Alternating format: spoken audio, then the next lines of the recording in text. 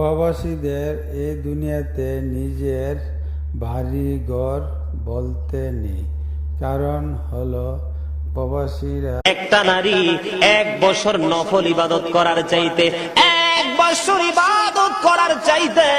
স্বামীর সঙ্গে বসিয়া মহাব্বত করিয়া মিষ্টি আলাপ করতে করতে আমি দুঃখের দুঃখী কবে হব সুখী, তাও তো এসে কেউ বলে না। আর আপনি চাইলেই আপনার টিকটক, ফেসবুক থেকে অনেক সওয়াব ইনকাম করতে পারেন। কি করে? আপনার চোখের সামনে যদি কোনো ইসলামিক ভিডিও, কোনো মেসেজ চলে আসে,